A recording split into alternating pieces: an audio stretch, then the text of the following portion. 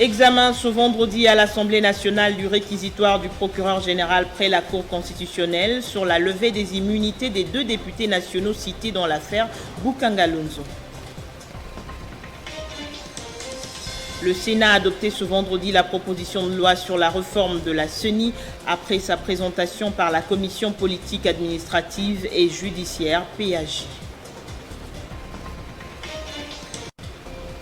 Les léopards de la RDC ont clôturé leur stage de Tunis avec un bilan mi-figue mi-raisin. Ce vendredi, les fauves congolais ont arraché un nul d'un but partout face aux aigles du Mali qu'ils affrontaient en amical. Le journal C'est l'heure sur Télé 50. Bienvenue à tous. À l'Assemblée nationale, les députés ont examiné au cours de la plénière de ce vendredi le réquisitoire du procureur général près la Cour constitutionnelle sur la levée des immunités des 2 députés nationaux cités dans l'affaire Bukanga-Lonzo. Il s'agit des députés nationaux Louise Munga Messozi et Kumbu Kiala.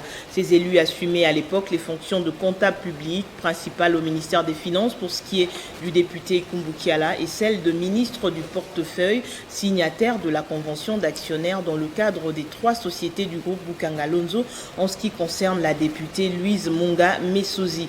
Autre sujet sur la table des élus, l'examen du rapport des prévisions budgétaires exercice 2022. La commission politique administrative et judiciaire de l'Assemblée nationale toujours a fixé l'opinion nationale et internationale sur la nouvelle loi de la Commission électorale nationale indépendante pour le professeur André Mbata. Cette loi permettra à la CENI d'organiser les élections dans le délai après les 3 cycles électoraux.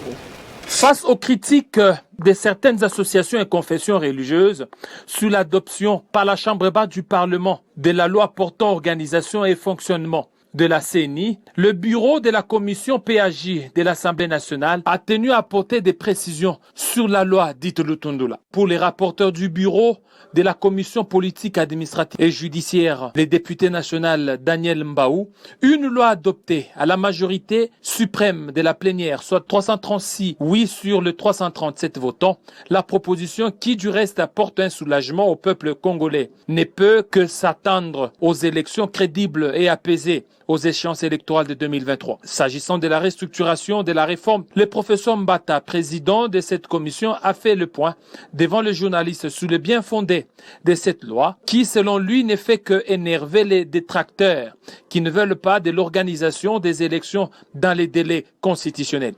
Donc l'idée au départ, même de la réforme, parce que la proposition est portée par l'actuel ministre Lutundula, membre de l'Union sacrée de la nation, c'est que l'idée est partie même de nous-mêmes.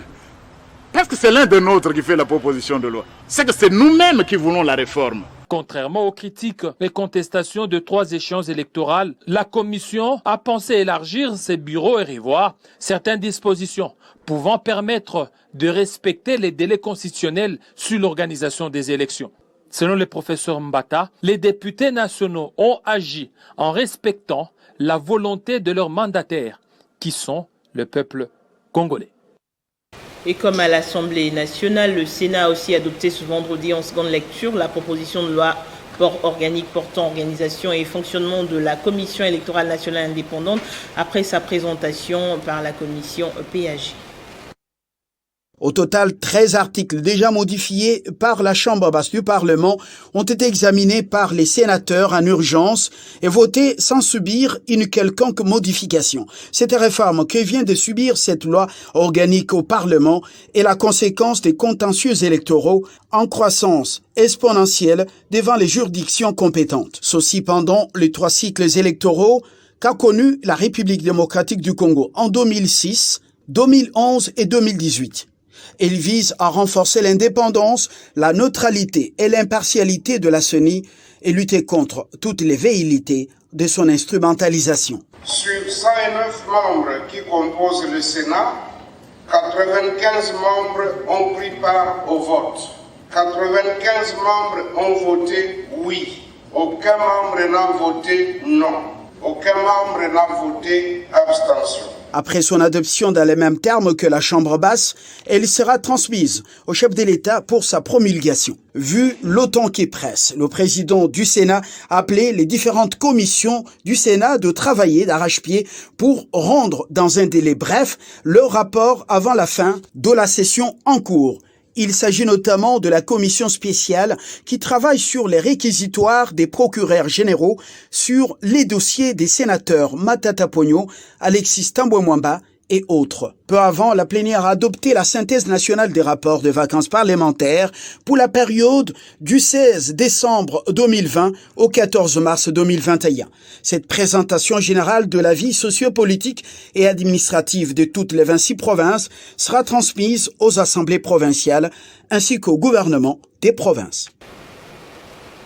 Le climat des affaires, la création d'emplois pour les jeunes et l'investissement dans le secteur de la logistique. Ces questions étaient au centre d'un entretien que le président du Sénat, Modeste Bahati Lukwebo, a eu avec la nouvelle équipe dirigeante du groupe Bolloré dans son cabinet de travail.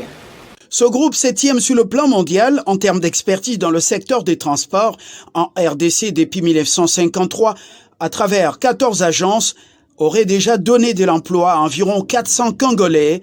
La délégation de la nouvelle équipe conduite par Philippe Labonne a donc porté à la connaissance du président du Sénat toutes ces informations. Le président nous a encouragés à poursuivre nos investissements et nos projets en nous assurant qu'il portait une attention particulière au cadre juridique et au climat des affaires. Sous un autre chapitre, le président de l'Assemblée provinciale de Lomami a exprimé sa volonté de s'aligner derrière l'union sacrée de la nation. Il a dit au président du Sénat, Modeste Bahati Lukwebo, lors d'une audience lui accordée ce jeudi. Nous avons eu de lui de grandes orientations sur l'union sacrée de la nation.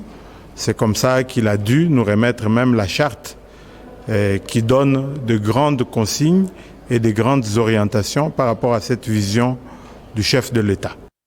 Et pour digitaliser les services de l'administration publique congolaise, le ministre de la fonction publique, Jean-Pierre Liaou, a procédé à la remise des kits informatiques au cadre de l'administration publique.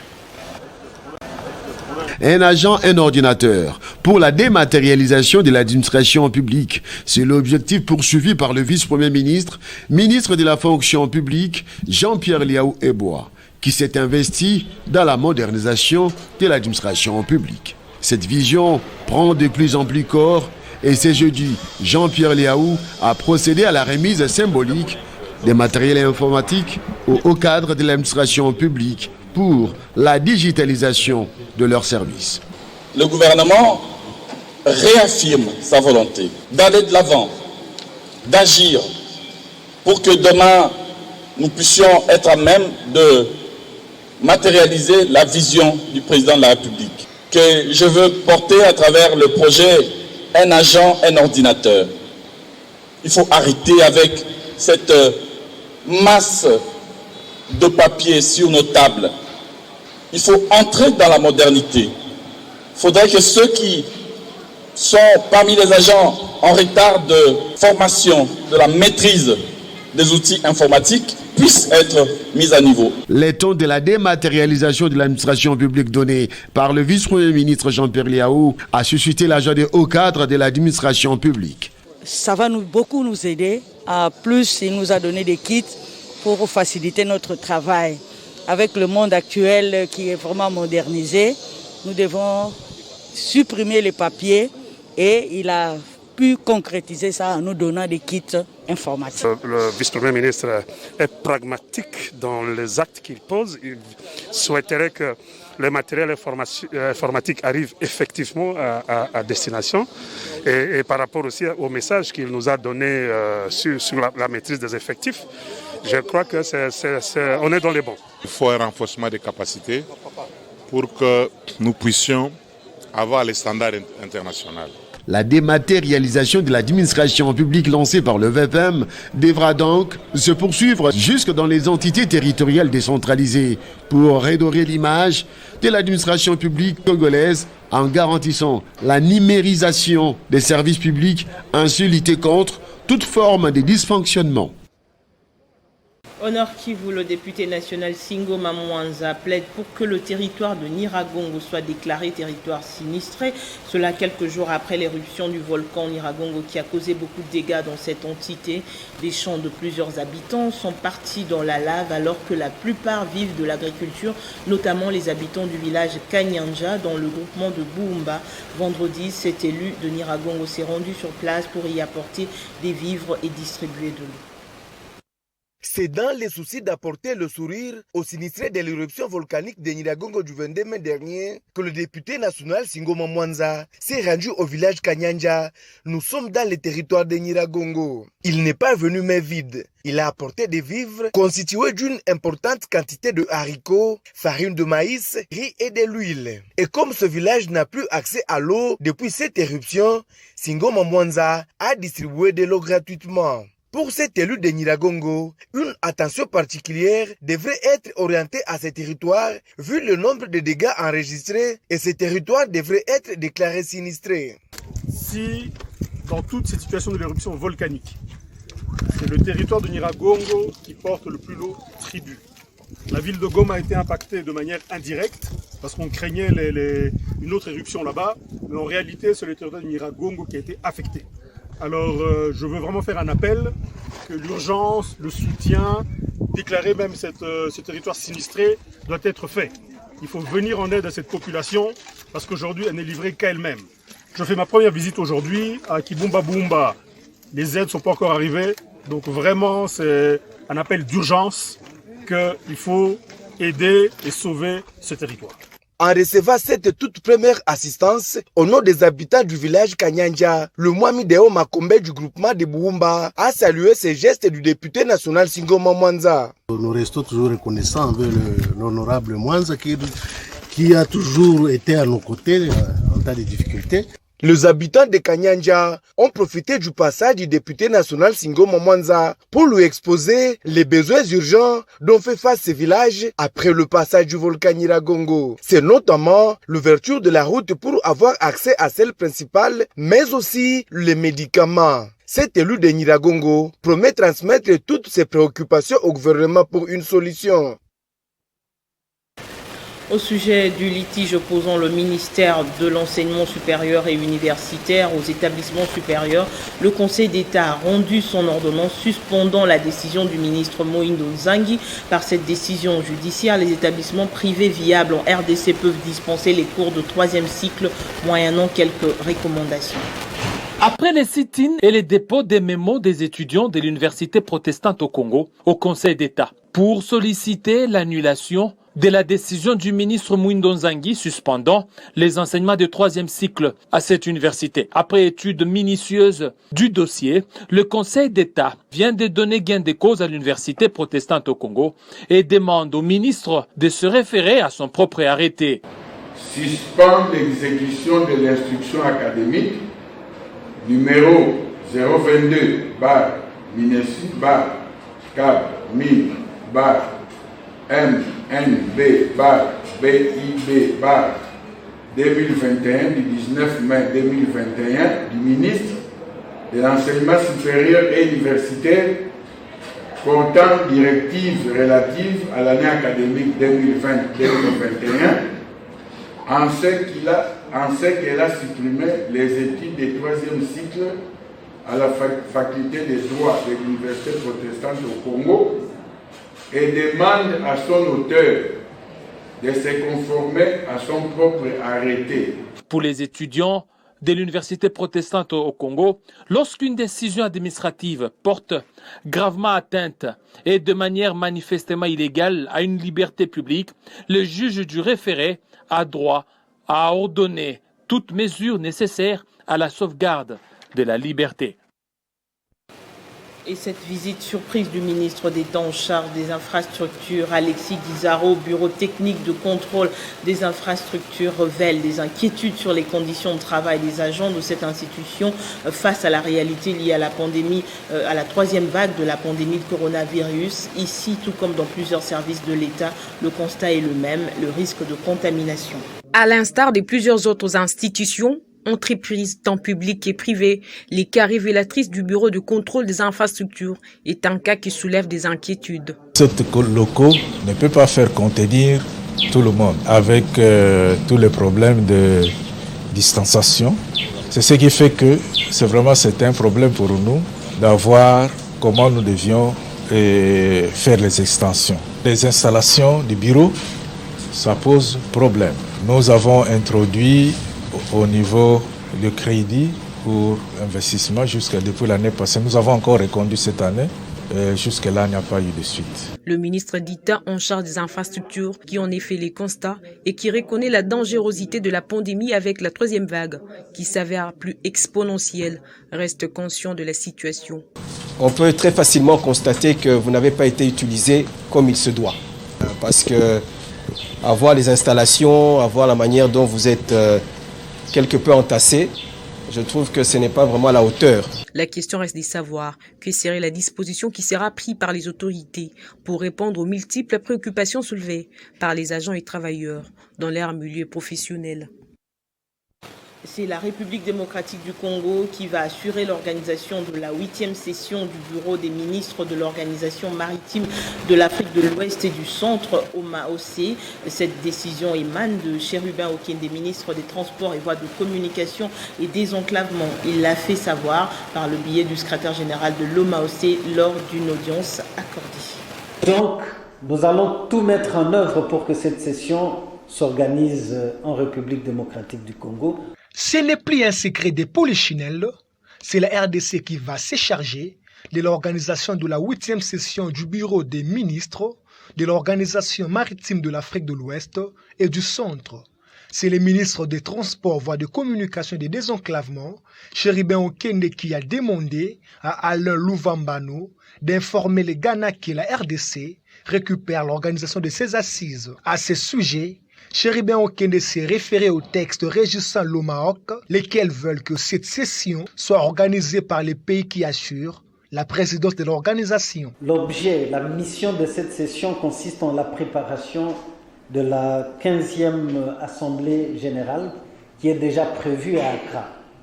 Comme il vous a indiqué, par prévenance, il a suggéré que cette 8e session soit organisée à Accra, donc au Ghana. Mais c'est question de souveraineté. La République démocratique du Congo assumant la présidence de cette organisation, nous ne pouvons pas accepter cette humiliation superfétatoire. Les deux personnalités ont également étudié la possibilité de transformer OMAOC en OMA, Organisation maritime africaine.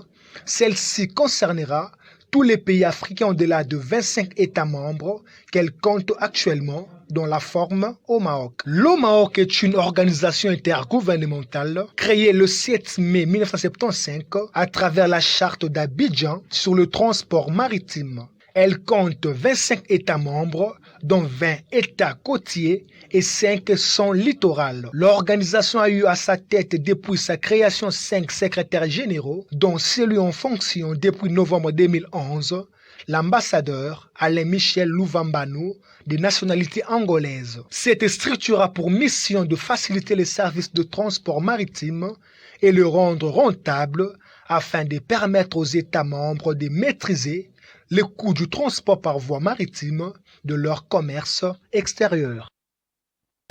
On va prendre à présent les nouvelles des provinces. Le gouverneur intérimaire du Lualaba a regagné la province ce vendredi après une semaine de mission officielle à Kinshasa. S'exprimant sur l'objet de sa mission, Fifi Masuka a affirmé avoir reçu des nouvelles recommandations du chef de l'État sur l'embellie observée dans le secteur minier. Elle a également lancé un message de sensibilisation à ses administrés à se protéger contre la troisième vague du coronavirus.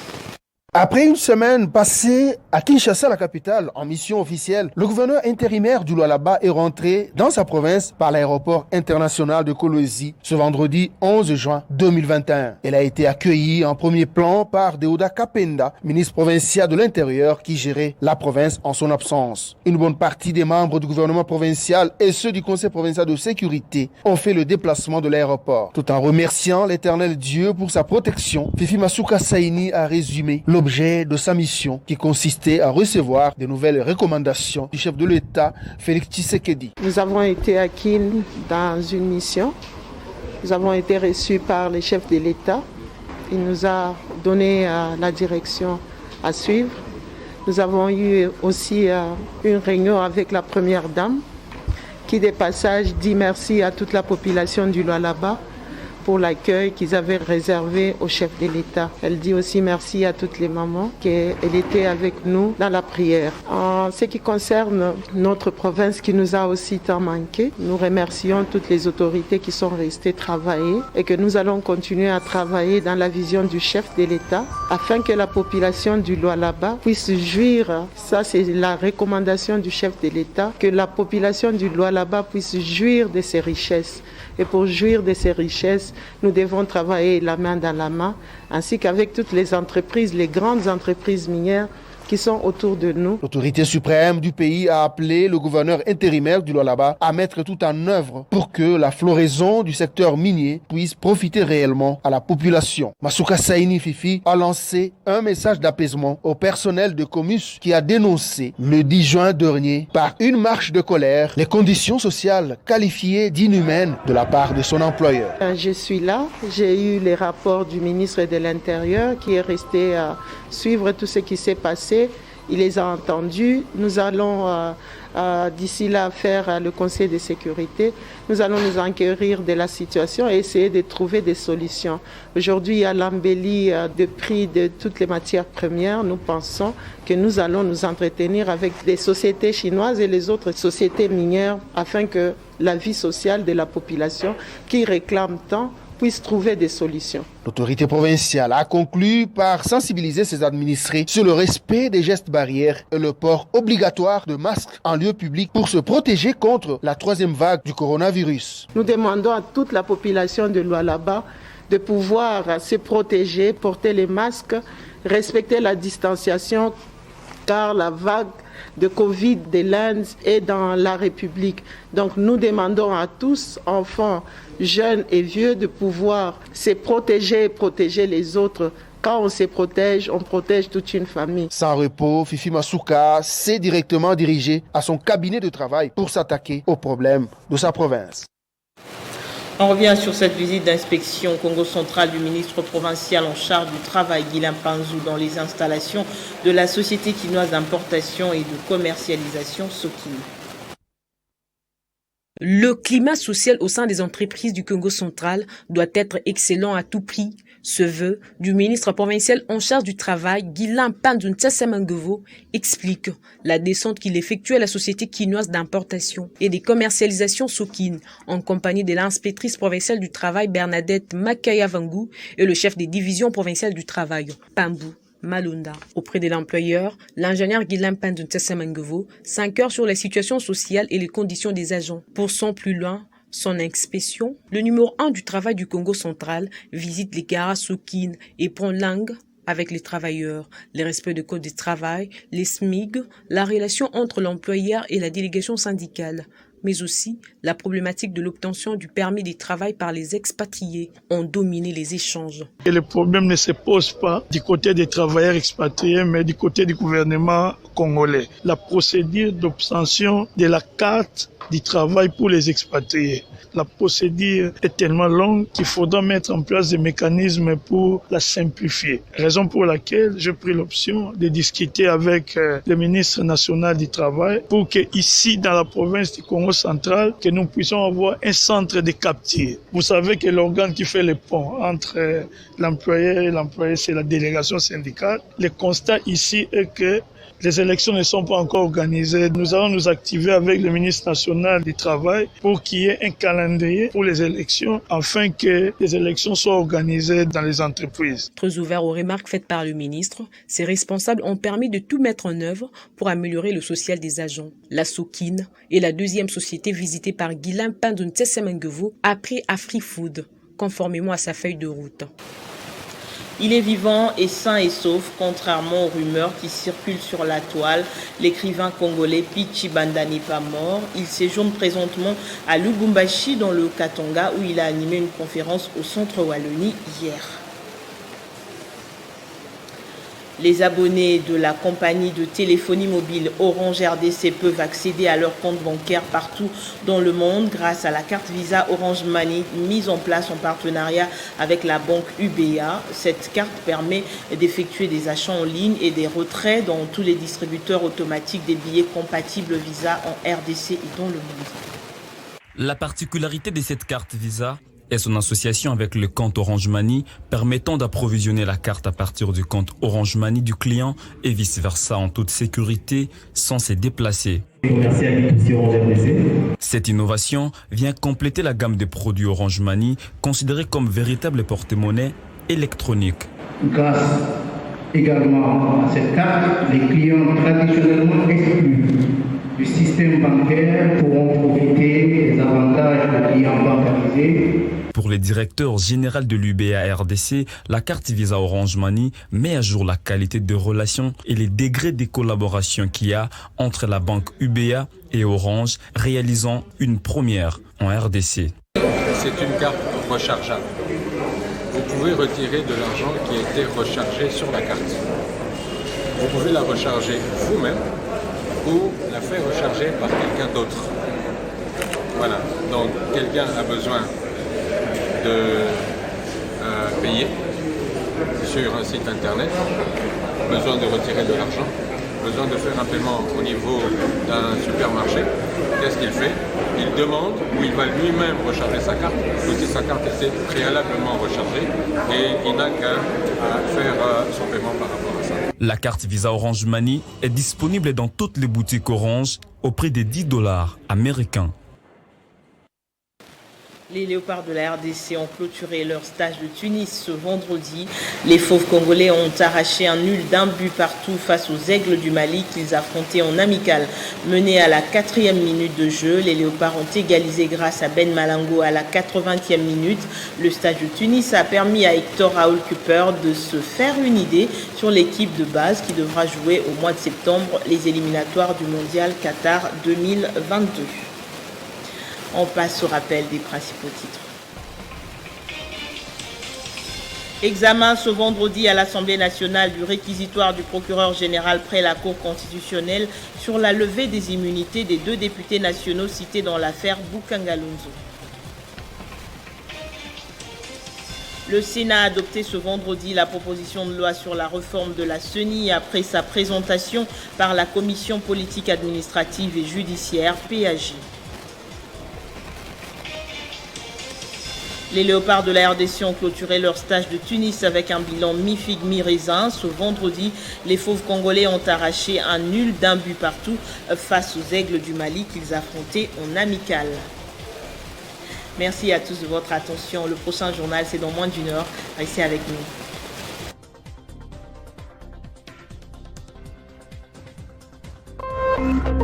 Téléchargez les infos Télé 50 sur www.tele50.cd.